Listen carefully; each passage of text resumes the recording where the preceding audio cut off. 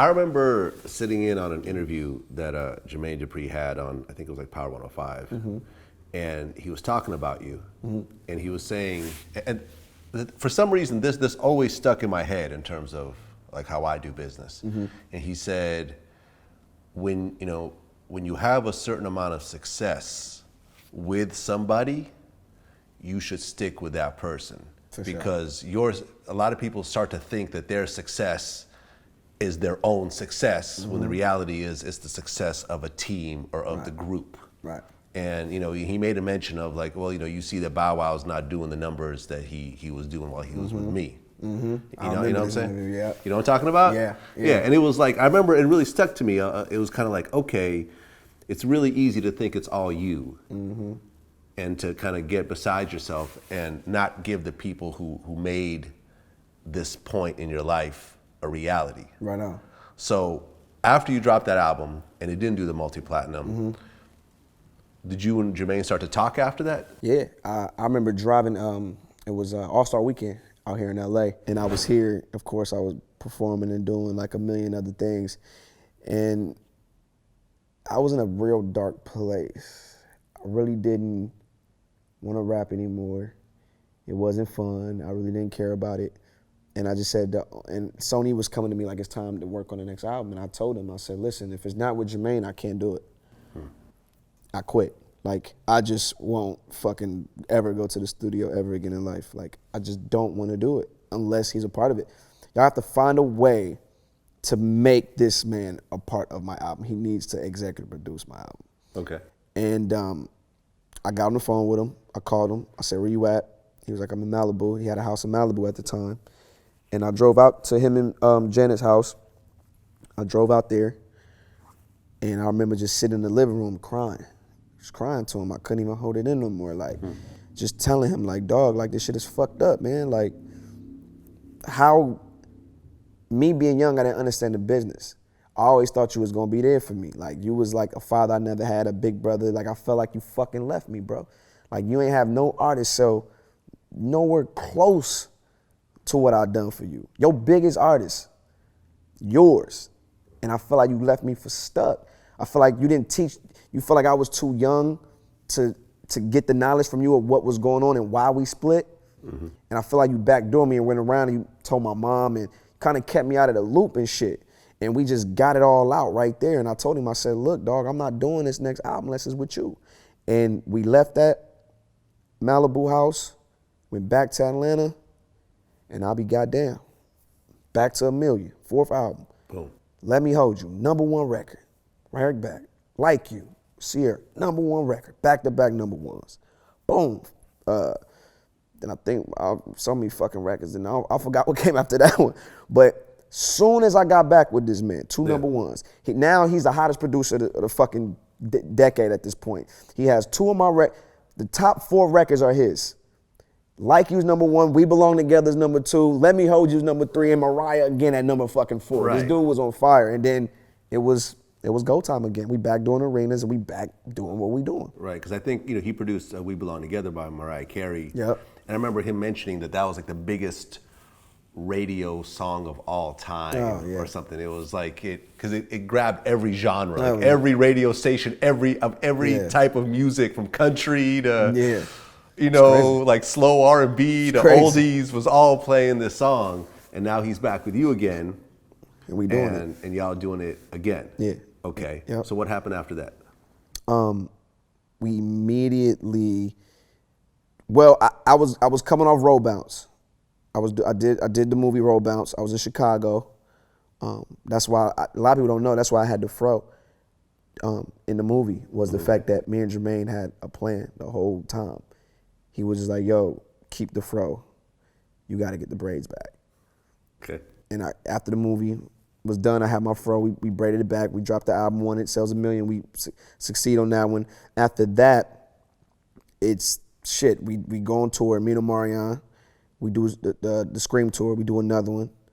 I believe at that time I go and do Fast and Furious, Tokyo Drift. Right.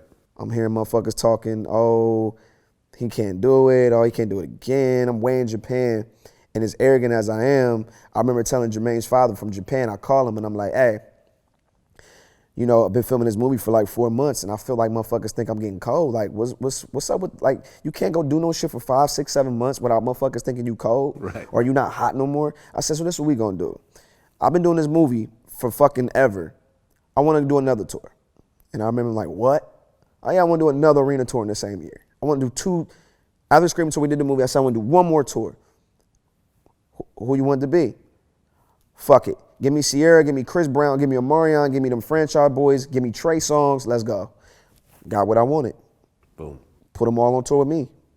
Opened up my audience to all of them. Yeah. Everybody. And motherfuckers, we sold out the Garden 2 times in 1 year. And then after that, it was just on. And then a lot of touring, then we got to the album Price of Fame. That album goes platinum. Off of that, we dropped Out of My System, Fresh As I Miss, Shorty Like Mine. Loved Out of My System. That actually got me through a little bit of a rough time, you know, going through some relationship stuff. Like, you know, that was definitely a song that talked to me. You've heard that before. So that kind of showed the maturity. Yeah. Because I feel like you see more, you know, you're tackling more mature subject matter. At that point. Yeah, but I had a lot of things that was going on in my life too. You know, coming out of a high-profile relationship that led into the success of Out of My System because my fans pretty much followed my life. So they knew who I dated, they knew what I was going through, and then boom, you know, and from then it was back on tour again, here we go, you know, and just never stopped. There was always album, movie, tour, album, movie, tour. I kind of try to maintain the same formula, you know, no different than Floyd's formula. Fight 2 times out the year, give me May, and, you know, Cinco de Mayo, and then give me September. So it was like, you know, when Floyd's fighting, it was like we knew what our campaign was. Every year, every 2 years, we knew what we wanted to do. So you mentioned the high-profile relationship. So at what point did you and Ciara start to kind of get serious with each other? We was, it really wasn't until probably when she dropped Goodies at the time. That was her first single. Yeah. How we met was crazy because she was an extra in my tour, my intro movie to my show. She was an extra. She was the girl sitting behind my classroom. It'll blow your mind if I show you that right now on YouTube. She's the girl sitting behind me, and she had a 2-way. And I remember Jazzy was always saying, I got this artist, and I was like, she cute, whatever, but I'm cool. And I always was flirting like, why you got a 2-way? Like, why you got a 2-way pager? Like, you ain't nobody. Who are you? Like, you know, and we became cool. We got each other's number from there. I remember my mother always thought she was older than what she was. And, you know, to this day, they're super, super tight. And, you know, that's pretty much, that was when it happened. And for me, I didn't know I really cared for her until I tried to like play her, being, you know, a dick, egotistic. She kind of bossed up on me. It was a Jay-Z concert, and you know, her record went #1. And what do you mean you try to play her? Oh, like on my Bow Wow shit. You know, she would call me, hey, let's hang out. You know, I'll hit you back. I remember Janet always telling me like, you know, Bow, she's a sweet girl. You should just, you know, you should try. You should. I'm like, but Miss Jan, I don't know. Like, I don't know. And then Jermaine was like, it's gonna take for him to see that girl with somebody, and he gonna lose his fucking mind. Don't tell him nothing. And that's how it happened. I remember it was the night of the Jay-Z show. You know, she's popping. You know, she the new hot thing. Of course, me, I'm like, shit, hold up. I was first. Like, let me bring this thing home. And it wasn't until after the Jay-Z concert, she did some real boss shit. I said, I want to take you to the Jay-Z concert tonight. She said, no, I'm going with my girlfriends. I said, oh, that's cool. I'm gonna bring my homies. Now your homies too young. You feel me? I'm going with my grown girlfriends tonight. I'm like, word? And that night, T.I., Jay-Z, they brought her up on the stage at the after party. And I saw she was dancing and shit. And the homies in the booth like, ooh, Bow, I know you don't like that. I'm pissed. Cause to me, I'm like, man, they got her up here like dancing and shit, doing up. Nah, and I remember the next day, it was over. I stopped playing games, and then it was a wrap. So after you saw that, you guys became official? Yeah, because we was always cool. We was always cool. And, yeah, the next day, that's when I just said, you know what, let me try this thing out. It's been a minute since I had a girlfriend. Right. But my heart is telling me, you know, something totally different. And it ended up becoming a great thing and a blessing that I did follow my gut that next day. I swear to God, God is my witness. The next day I drove to that woman's house and picked her up. And I had my butler cook breakfast at my house. Okay. Swear to God. So, I mean, I'm looking at the plaque here behind me, the Like You, Platinum, with, platinum song with Ciara. Now, was this before or after you guys started getting serious? Oh, when Like You came out, it was official. Okay. We was on. We was on. We wasn't hiding no more. She was shy at first. I think our first outing was a Hawk game. And I remember me trying to drag her out forever. I was the guy that was like, who cares about the media? Who cares? Like, we cannot just be sitting in the house. Like, we got to go have fun, and whatever happens, happens. Okay. And, it was a blessing, man. I respect her so much, and I'm so proud of her today, just watching everybody who was in my life early on to watch us now at 29 and 30 years old, and how we all have kids and people are getting engaged and married. It's like, it's so dope. And I really mean this. Like, I'm really, really proud of her, because I was there in the beginning. I knew it, and she's well deserved of everything that she has right now. So I'm very, very, very, very happy for it. What caused you guys to break up? Really me. I felt like any young man would have went through what I went through. I was in a serious relationship early on in my career. At the hottest time, I'm the hottest of the hottest thing. Once again, those influences. Why you in the house? Why you married? Why you cooped up? When Criss Cross was young and they was fucking everything. Like, why you? And I was a good dude. Like, I was a dude that would be like, Bal, we going out tonight? Nah, I can't. Oh, Bal, you a sucker. Man, why? Because I want to kick it with my girl tonight. My girl don't really got friends like that. You know what I mean? Right. I'm going home. I was that dude until my ass went to a strip club listening to Nelly. So it was Nelly's influence. Oh, Nelly fucked my life up. Nelly fucked your life up. Big bro, I love you to death. But Mo, I told him this. Every time when me and Mo and Jermaine together, I just told him this, bro, you my witness on the Sprinter. I said, yo, I blame you. You fucked my life up when it comes to women. If I would have never listened to y'all about strip clubs, I would have never seen what a fake ass looked like. I would have never seen what none of this shit that I love so much now that has got my head so fucked up. It would have never happened. And I went to my first strip club without them both, which was a bad idea. Because I didn't, I think I spent like fucking 15 grand that night on one girl. And so pretty much it was, here he is, he's young, he's at the highest, at the height of his career right now. All the women want you. And my OGs is telling me this. They're telling me I'm not living. They're telling me I'm not experiencing the things that I need to experience. Sit your ass down when you older.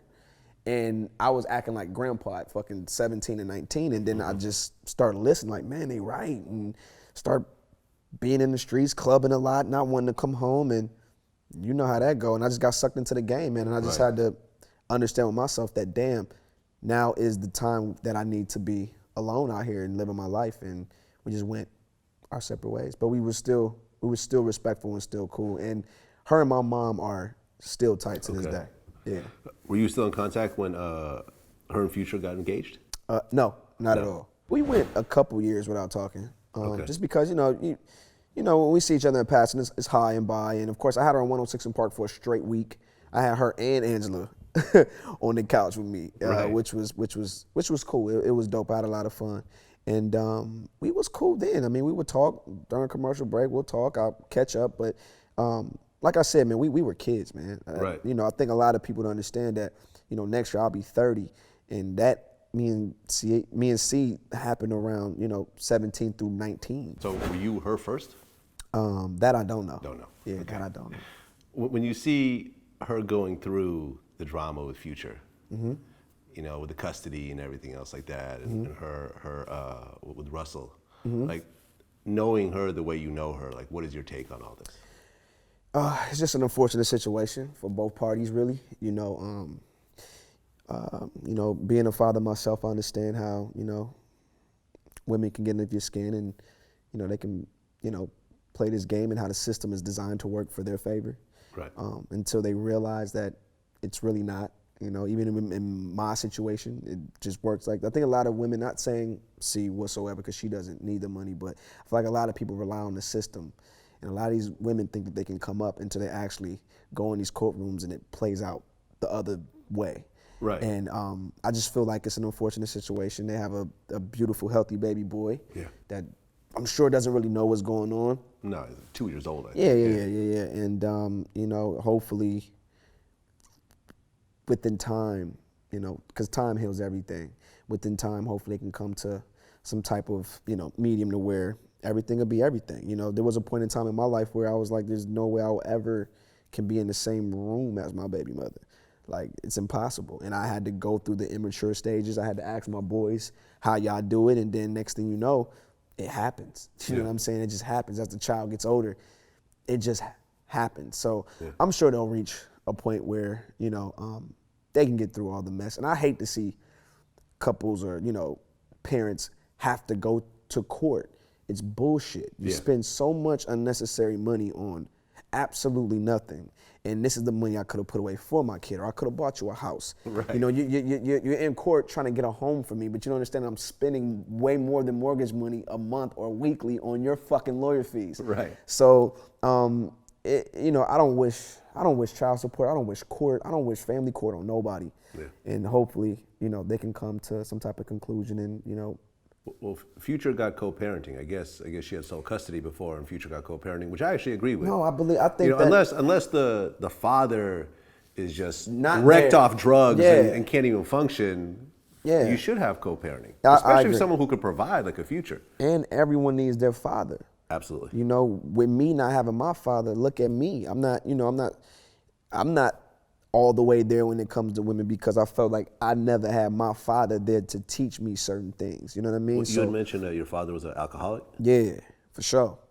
Big time. You know what I mean? So it's kind of like, you need that. So if you got a man that wants to be there, let that man be there. Vice versa. If you got a woman who wants to be, some deadbeat mamas out here too, Vlad. We got some fucking deadbeat moms out here too.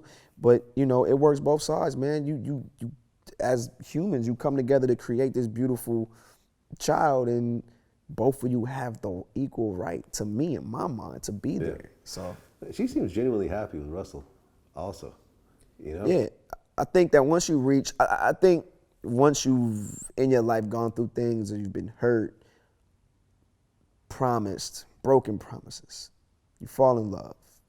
Love hurts you. Yeah.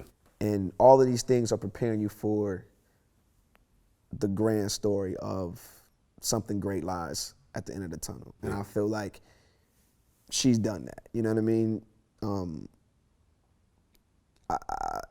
You gotta be. He's something different. He's not a clubber. He's not a bottle popper. He's not a weed smoker. And he accepts the child. Like, you see him out with her and baby Future. Like, it's dope. Exactly. So he's a role model to, I'm sure, millions of kids who want to be like him and play football and different things like that. And I think that it's, you know, it's different. You know, it's different. And I think anytime you encounter something different, it's like a new breath of fresh air. Plus, dude is highly respectful from what I see. Even how he carries himself on and off the field. Sure. To society, the quote unquote the perfect man, if that does exist. Right. That's what every woman wants. Yeah. You know, and that's what I'm believing she has with him. Of course, they're engaged, and I just feel like she's been trying to find that. Now God has put that in her life, and I feel like she should be happy. Look, I work with them on Mad. Good guys. Good heart. Good guys. Give you the shirt off their back. Is it ironic? Is it a coincidence that most of their friends are white and got white wives? They like white women? I mean. And they develop envy because they go home. They get out the car with their friend, with their other partner, and he listening to your music. They walk in the house, they girl listening to your music. They go downstairs, the kids doing a dance to your music. Now they are hypnotized with hatred.